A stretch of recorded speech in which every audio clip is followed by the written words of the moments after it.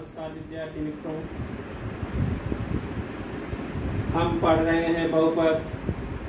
बहुपद में मैंने आपको इसके पहले जोड़ और घटाना बताया, बहुपदों का जोड़ और बहुपदों का घटाना। आज मैं आपको बहुपदों का गुणा और भाग बताने का पूरा प्रयास करूंगा, क्योंकि ये गुणा और भाग ये जो है आपने इसको 7वीं कक्षा में भी पढ़ा है, 8वीं में भी पढ़ा है, अब 9वीं में भी पढ़ने जा रहे हैं। तो कह रहा है निम्नलिखित बहुपदों का गुणन कीजिए। गुणन मतलब गुणा कीजिए।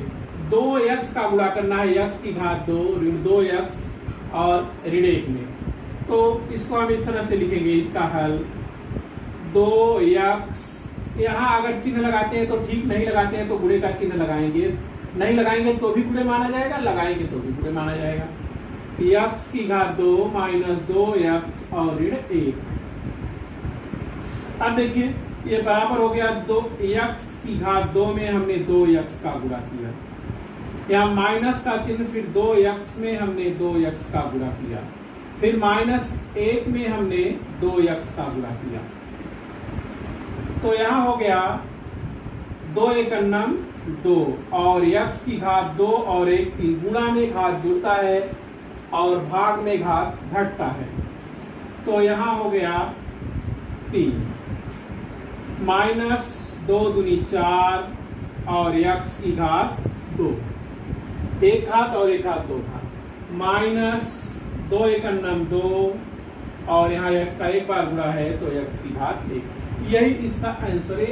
ये बहुत ही सरल है, 7वीं में भी पढ़ा है और आपने 8वीं में भी पढ़ा इसको।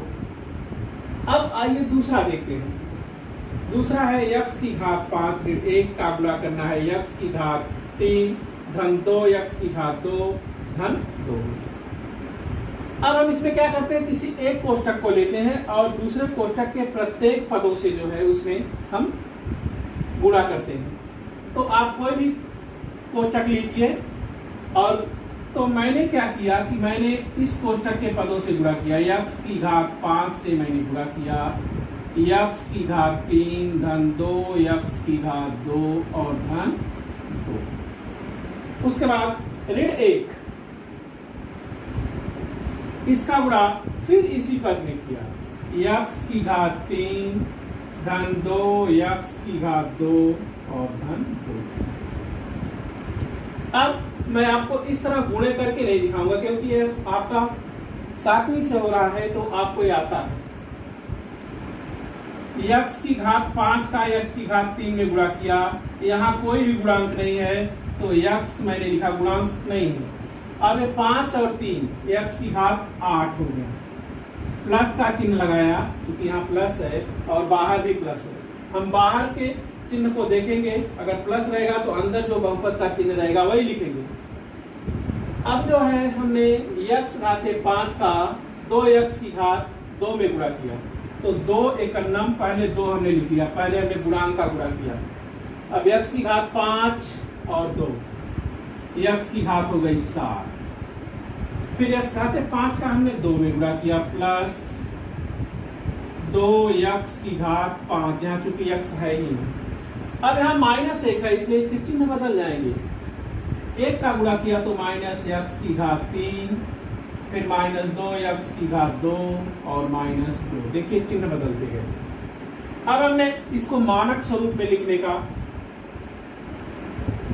हम जो है आपको बता रहे हैं कि मानक स्वरूप में कैसे लिखेंगे। इसमें सबसे बड़ी घात है 7 नहीं 8, x की घात 8। और देखिए x की घात 8 नहीं है, अगर हो तो जोड़ लेंगे, नहीं है। अब x की घात 7 एक ही बार भी है तो प्लस 2x की घात 7 के बाद हम देखते हैं 6, हमको घात नहीं दिखाई दे रही।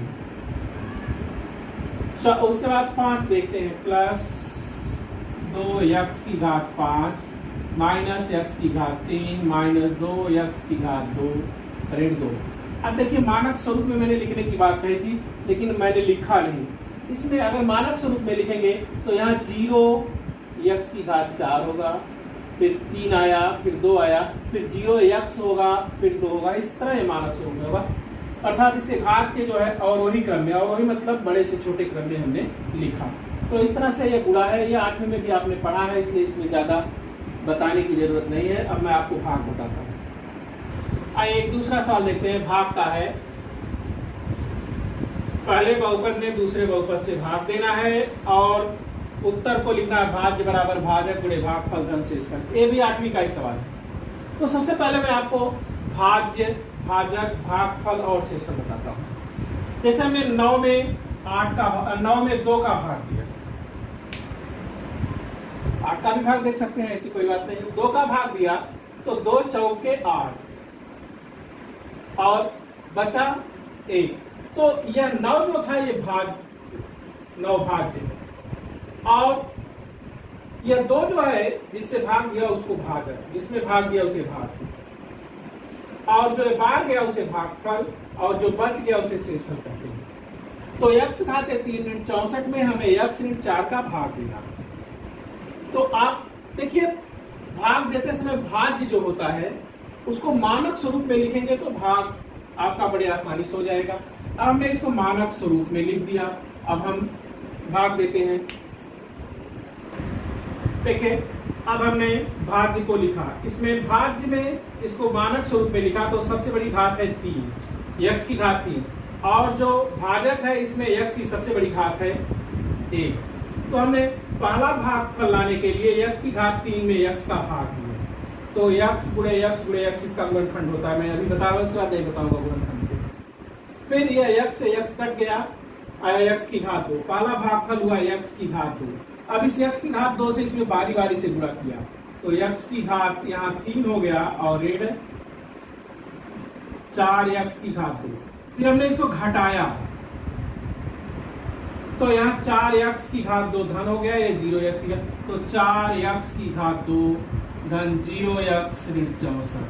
अब हमारा दूसरा भागफल क्या जाएगा, ये देखिए। अब इसमें जो सबसे बड़ा घात है वो 4x की घात 2, फिर इसमें हमने इसी x से ही भाग दिया तो यहाँ एक घात कम हो गया, यहाँ आ गया 4x, तो प्लस 4x।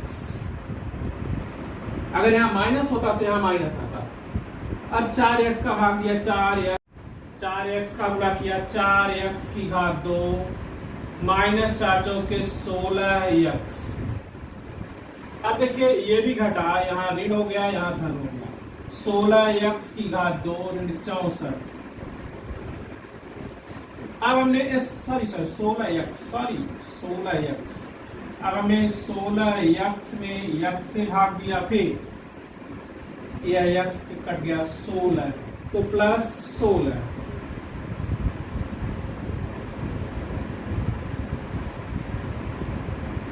तो यहाँ 16 का भाग दिया, यहाँ 16 का जो है, यहाँ 16x में x का भाग दिया 16 आया। अब ये 16 यहाँ गया, 16 का इसमें गुणा करेंगे, 16x माइनस 16 चौके 64। फिर इसको घटाया, इसका चिन्ह बदल गया और ये घट गया 0 0। अब इसका उत्तर देखिए, भाज्य बराबर भाजक गुणे भागफल धन शेषफल। भाज्य है x घाते 3 ऋण 64, भाजक है x ऋण 4 गुणे भागफल है x की घात 2 धन 4x धन 16 और प्लस शेषफल बराबर 0। इस तरह से आप इसके प्रश्नों को हल करेंगे। धन्यवाद।